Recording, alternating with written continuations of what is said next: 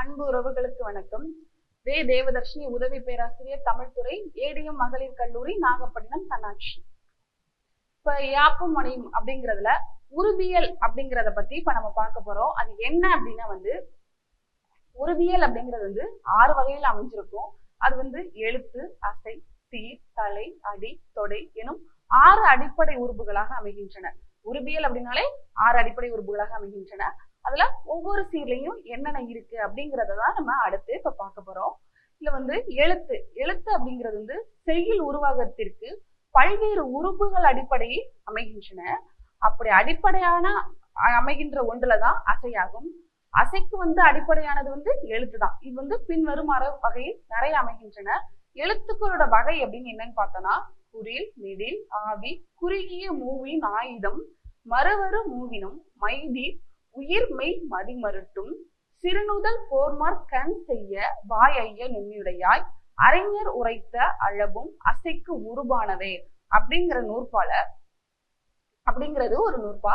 இந்த நூற்பாவில இந்த காரிகை என்ன சொல்லுது அப்படின்னா, மதிமருட்டும் போர் செய் கண் செய் வாய் நுண்ணுடையாய் அப்படிங்கிறது ஒரு பெண்ணை முன்னிலைப்படுத்தி சொல்றாங்க. அதாவது அவளுடைய நெற்றி எப்படி இருக்கு, அவளுடைய இடை எப்படி இருக்கு அப்படிங்கிறத முன்னிலைப்படுத்தி இந்த அசைக்கு உருவாகும் எழுத்துக்களையும் அதோட சமப்படுத்தி சொல்றாங்க.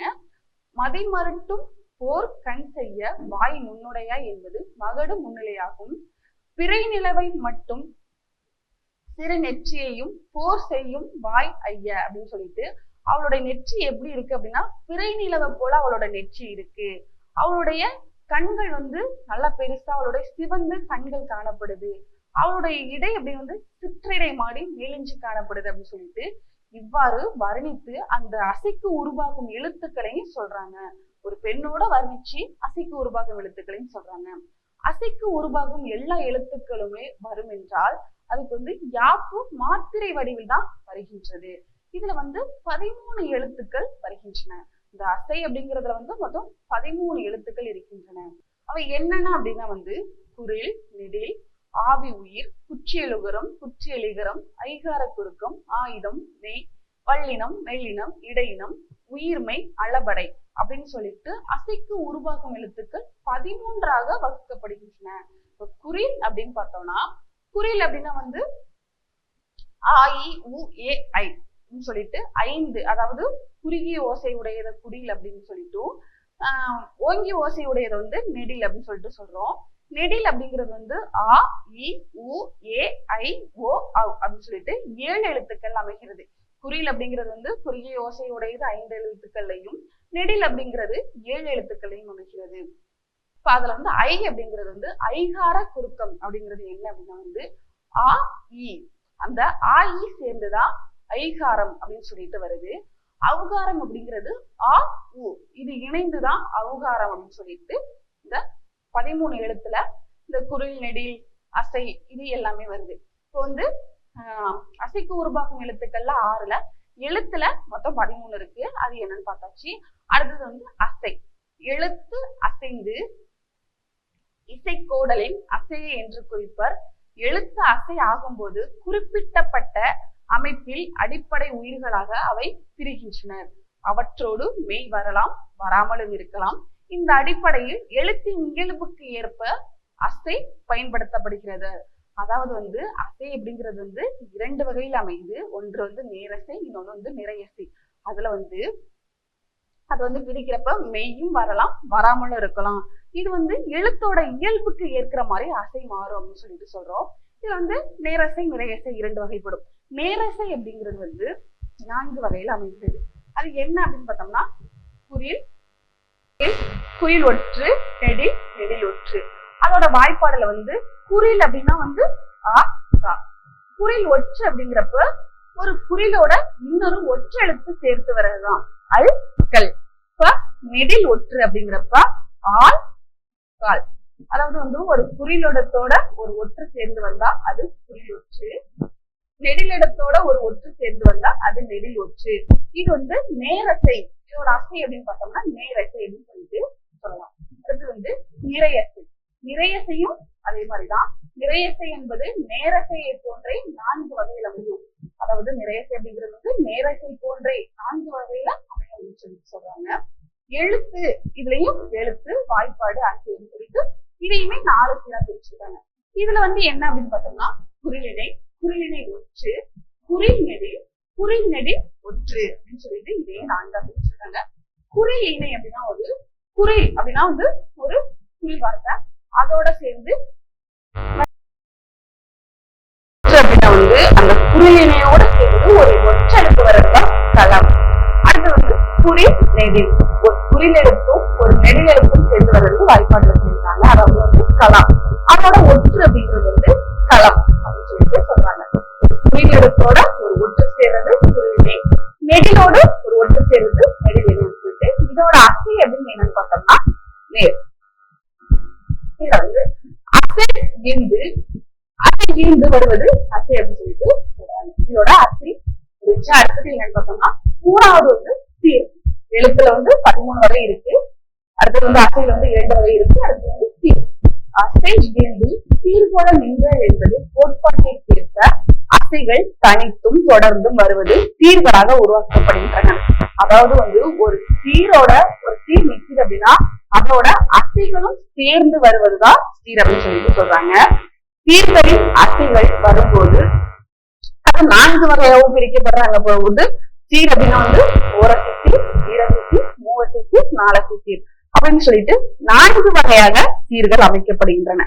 அதோட சீர்களின் வகைகள் அப்படின்னு என்னன்னு ஒரு நூற்பாலை பார்த்தோம் அப்படின்னா ஈரசை நற்சீர் ஆக்கம், உரிய வெண்பாவினம், நேரசை யாழ் இயன்ற மூவசை சீர் நிறையா இருப, வாரசை மென்முளை மறுத்தே வருத்த வஞ்சிக்கு உரிச்சி, ஓரசை நின்றும் சீராம் பொது ஒரு நாலசையே அப்படின்னு சொல்லிட்டு இந்த நூற்பாலை என்ன சொல்றாங்க அப்படின்னா இதுலயுமே ஒரு மகரவர் முன்னிலைப்படுத்திதான் இதெல்லாம் சொல்றாங்க.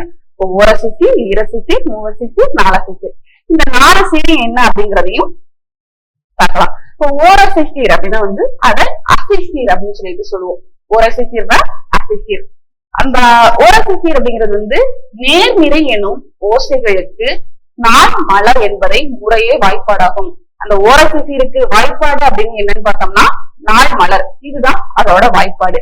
இதுல என்ன வருதுன்னா நாட்சீர், மலர்ச்சீர் என நிறையசை சீரையும் பெயர் பெற்று வருது.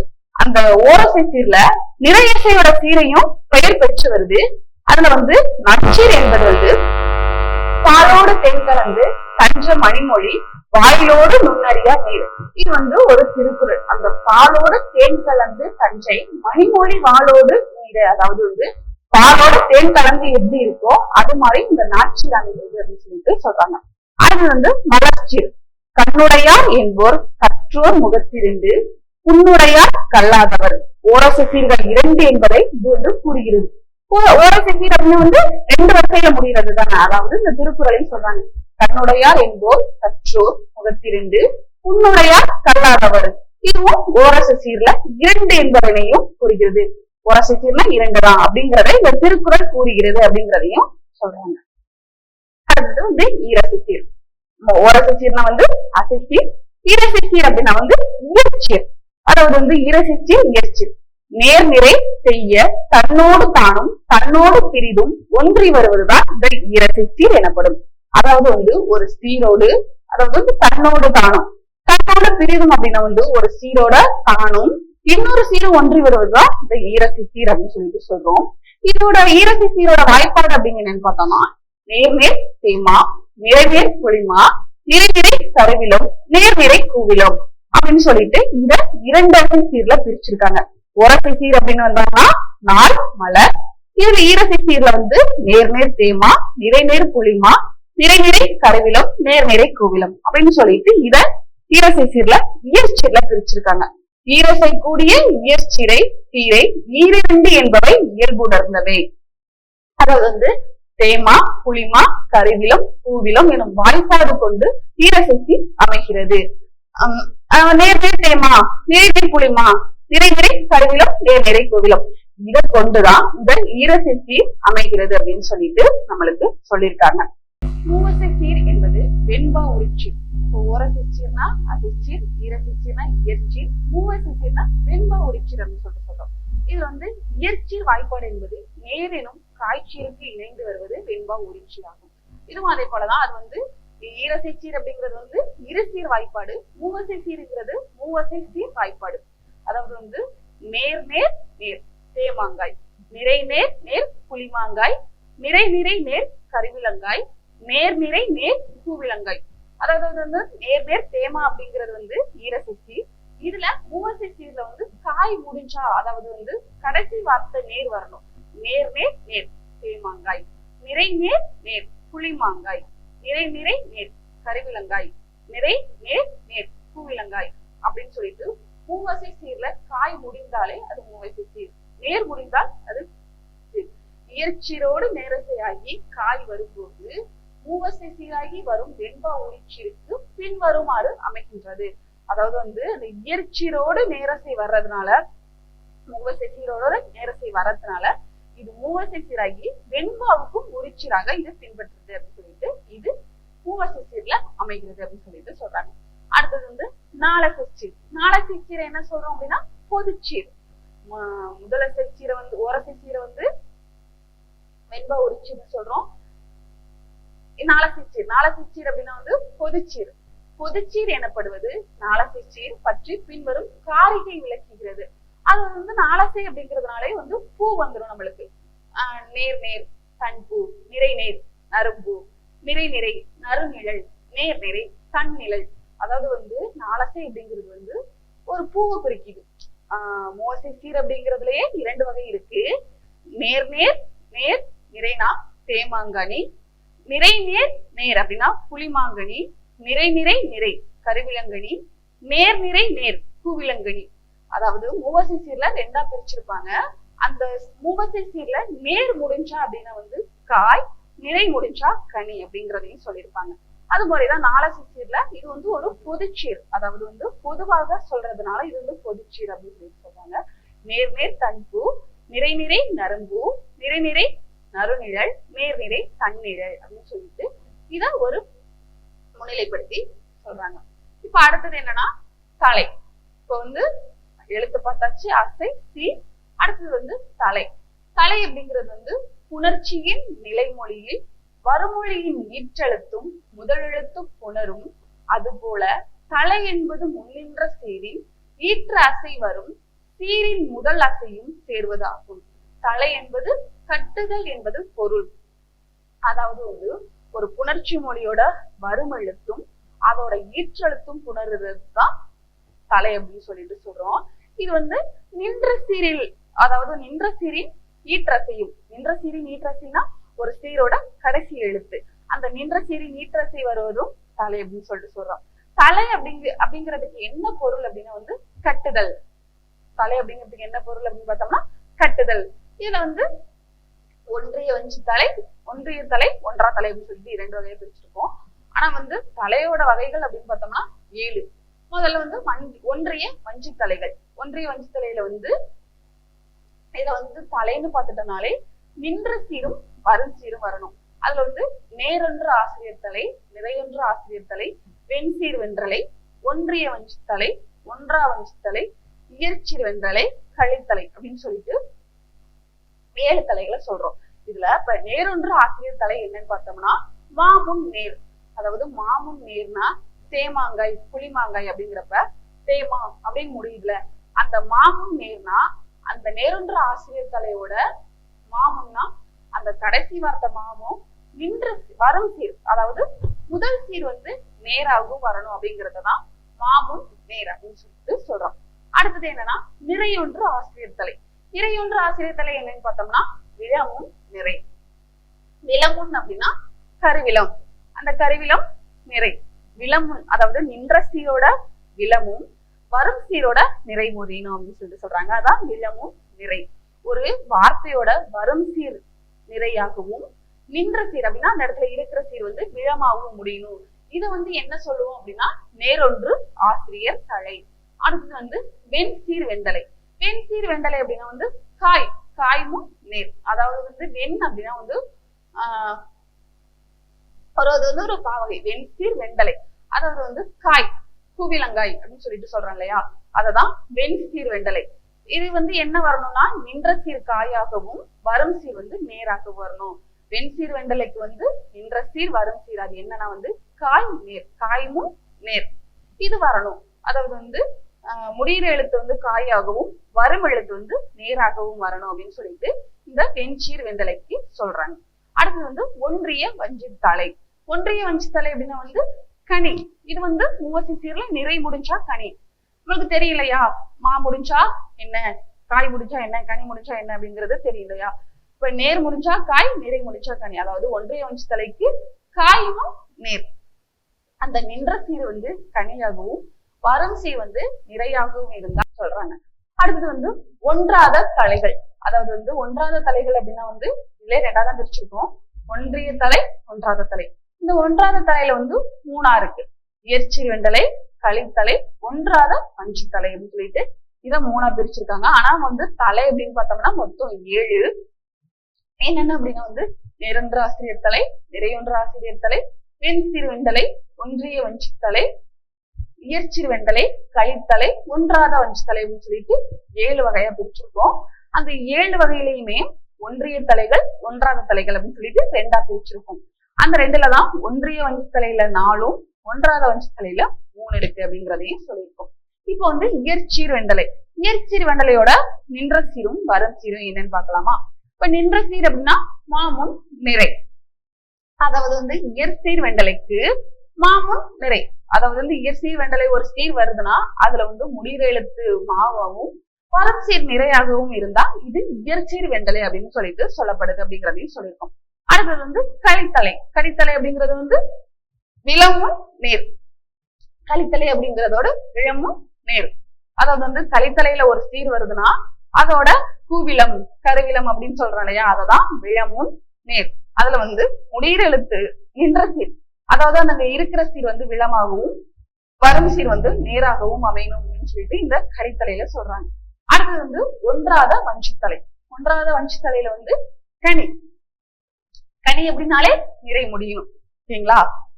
கனி அப்படின்னாலே நிறை முடியும். அதாவது ஒன்றாத வஞ்சித்தலையில வந்து நின்ற சீர் வந்து நம்ம பிரிக்கக்குள்ள அது கனியாகவும் வரும் சீர் வந்து நிறையாகவும் இருக்கணும் அப்படிங்கிறது சொல்றாங்க. தலை நின்ற சீர் வரும் சீர் முன்னிலைப்படுத்தி சீர்கள் அமைக்கின்றன.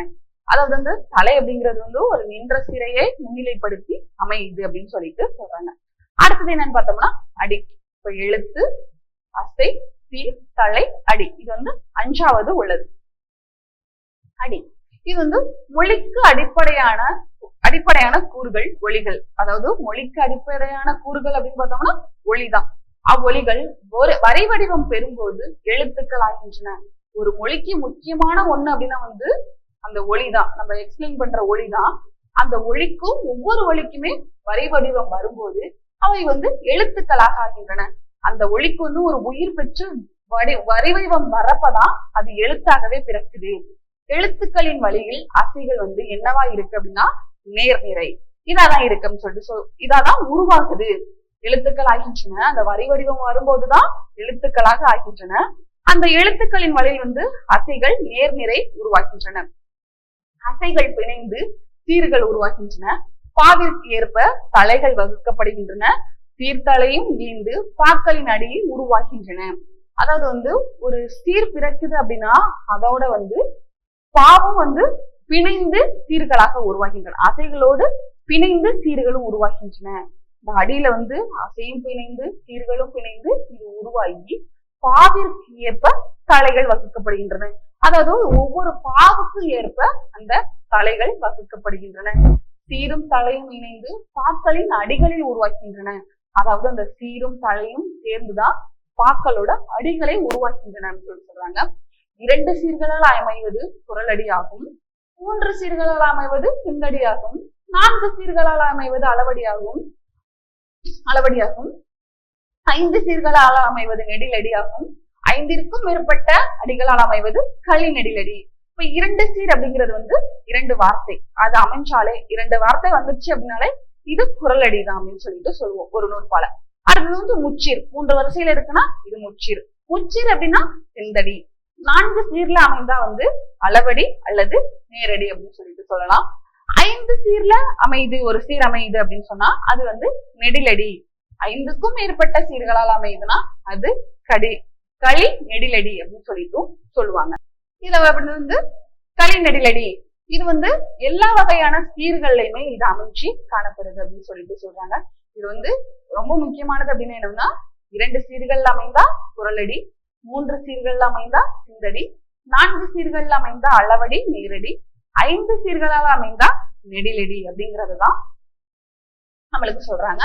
5ற்கும் மேற்பட்ட அப்படின்னா வந்து களி நெடிலடி. 5ற்கும் மேற்பட்ட அப்படின்னா ஒரு 6, 7, 5ற்கும் மேற்பட்டனா ஒரு 10 லைன் வந்தா கூட அது களி நெடிலடி தான். இதெல்லாம் ரொம்ப முக்கியமானது அப்படின்னு சொல்லிட்டு இந்த அடியோட அடிப்படையில் சொல்றாங்க. அடுத்தது என்னன்னு பார்த்தோம்னா தொடை. இப்போ வந்து அசைக்கு உருவாகும் எழுத்துக்கள்ல 6ல வந்து கடைசி 6க்கு வந்தாச்சு. எழுத்து, அசை, சி, தழை, அடி, தொடை. இப்போ தொடை அப்படின்னு என்னன்னு பார்த்தோம்னா 2 அல்லது அவற்றிற்கு மேற்பட்ட அடிகள் செயலில் வரும்போது அவற்றிற்கிடையே எழுத்து, சொல், பொருள் என இடத்திற்கேற்ப ஓங்கலோசையை ஏற்படுத்த வருவதே தொடையாகும்.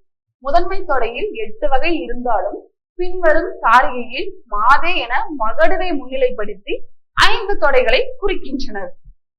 அதாவது தொடை அப்படின்னா வந்து 2 அல்லது அதற்கு மேற்பட்ட அடிகளில் வரும்போதுதான் அவற்றிற்கிடையே எழுத்து, சொல், பொருள் வருவதுதான் ஓங்கலோசையோடு ஏற்படுவதுதான் தொடை அப்படின்னு சொல்லிட்டு சொல்றோம். இப்ப 2 சீர்ல இல்ல அதுக்கு மேற்பட்ட சீர்கள்ல அடி வரும்போது அவற்றிற்கிடையே எழுத்தோ, சொல்லோ, பொருளோ வரும்போது அது வந்து ஓங்கலோசையோட ஏற்படும் போதுதான் தொடை அப்படின்னு சொல்லிட்டு சொல்றோம். இதுலயும் முதன்மை தொடையில வந்து 8 வகைப்படும் அப்படின்னு சொல்லிட்டு நம்மளோட தொடையை வந்து 8 வகையா பிரிச்சிருக்காங்க. இதுல வந்து முதன்மை தொடை என்பது வந்து தொடை வந்து மகடையை முன்னிலைப்படுத்தி 5 வகையாகவும் பிரிச்சிருக்காங்க அப்படின்னு சொல்லிட்டு சொல்றாங்க.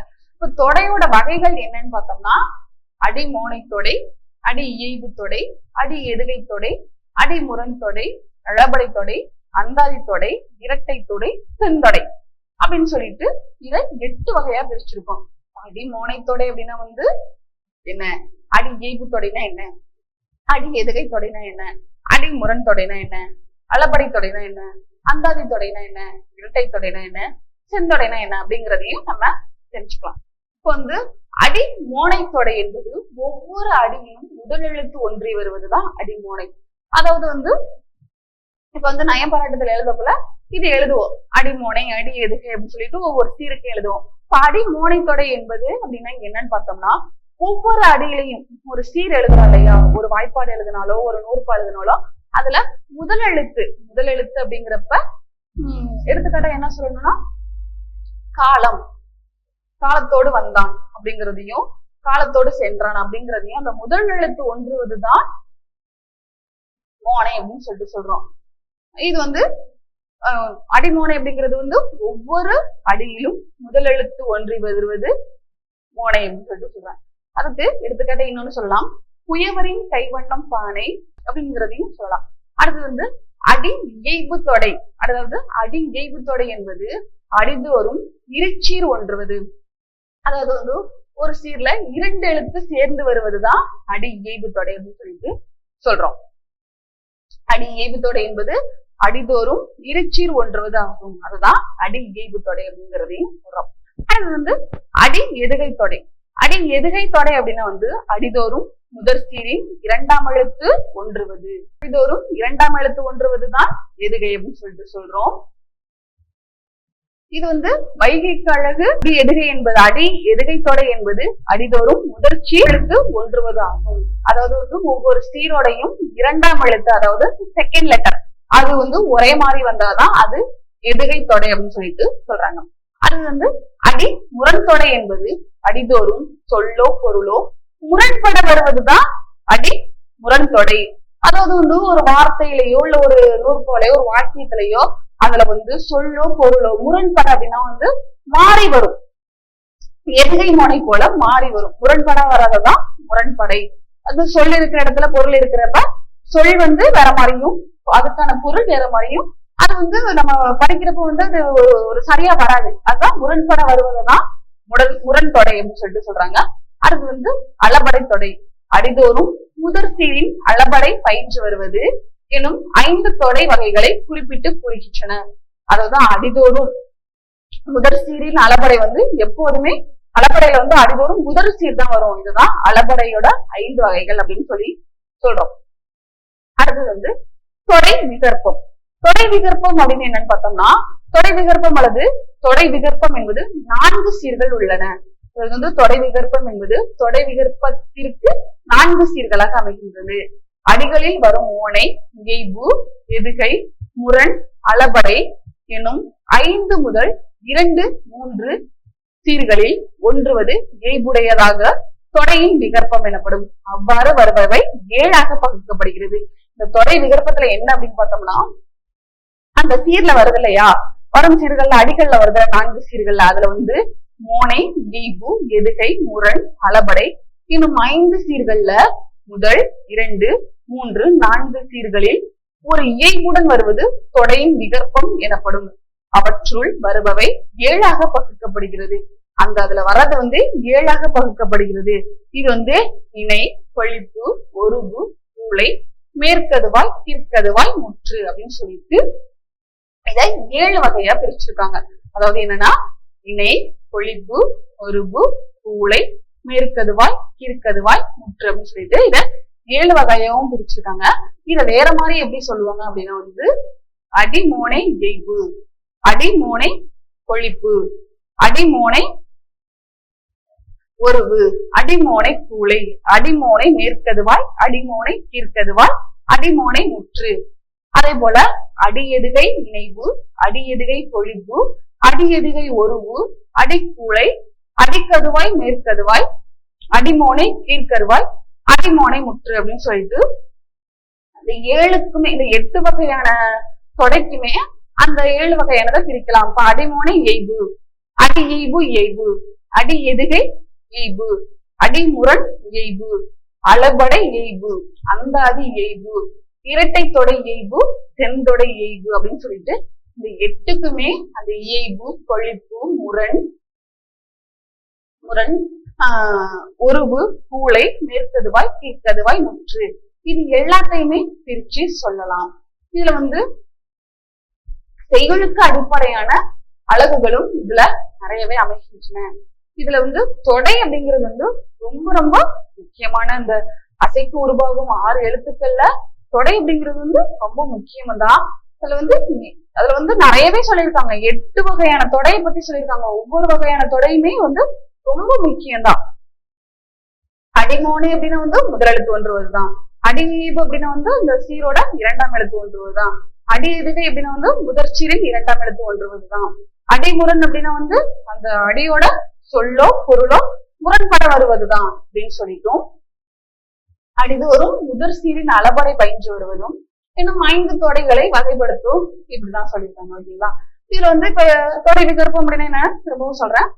இணை, பொழிப்பு, ஒருவு, பூளை, மேற்கதுவாய், கீழ்கதுவாய், முற்று. செயல்களுக்கு அடிப்படையான உறுதிய எழுத்துக்கள் அசை, சீர், தழை, அடி, தொடை எனும் அடிப்படையாக 6 உறுப்புகளாக விரிவாக்க விளக்கப்படுகிறது. அது உறுப்புகள் 6 அப்படின்னு சொல்லிட்டு ஸ்டார்ட் பண்ணலையா, அதுதான் செயலுக்கு அடிப்படையான உருபியல்ல யாப்புமணியில உருபியல் அப்படிங்கிற நம்ம ஒரு இயலை தான் பார்த்தோம். அந்த உருபியல் அப்படிங்கிற இயல்ல எழுத்து, அசை, சீர், தழை, அடி, தொடை இன்னும் அடிப்படையான 6 உறுப்புகள்ல பத்தி ரொம்ப விரிவாவே என்னென்ன இருக்கு. இப்ப அசை அப்படின்னா எழுத்து அப்படின்னா 13 வகையா பிரிச்சிருக்கோம். அசை அப்படின்னா 2 வகையா இருக்கு. சீர் அப்படின்னா 4, தலை அப்படின்னா 7, அடி அப்படின்னா 5, தொடை அப்படின்னா 8. இதுல என்னென்ன இருக்கு அப்படிங்கிறத நம்ம ஓரளவுக்கு எல்லாமே பார்த்தாச்சு. அதே போலதான் இப்ப எழுத்துலையும் 13 இருக்கிறதுல குறில் நெடி, குற்றியலுகரம், ஐகார குறுக்கம், அவுகார குறுக்கம், ஆயுதம், மை அப்படிங்கிறதையும் அசையில ஒரசைக்கு, ஈரசைக்கு, சீர அசையில நேரசை, நிறையசை, சீர் அப்படிங்கிறது ஓரசைக்கு, ஈரசைக்கு, மூசைக்கு, நாலசைக்கு. தலை அப்படின்னா நேரொன்றாசிரியர் தலை, நிறையொன்றாசிரியர் தலை, வெண்சீர் வெண்டலை, ஒன்றிய வஞ்சித்தலை, ஒன்றா வஞ்சித்தலை, இயற்சீர் வெண்டலை, கலைத்தலை அப்படின்னு சொல்லிட்டு பார்த்தோம். அடுத்து அடி, குரலடி, சிந்தடி, அளவடி, நெடிலடி, கலை நெடிலடி. தொடை அப்படிங்கிறது அடிமோனை தொடை, அடி இயைபு தொடை, அடி எதுகை தொடை, அடிமுரண் தொடை, அளபடை தொடை, அந்தாதி தொடை, செந்தொடை. இப்படி எல்லாமே பார்த்து இது செயலுக்கு அடிப்படையான உறுப்புகள்ல தான் இது அமையுது அப்படின்னு சொல்லிட்டு சொல்றோம்.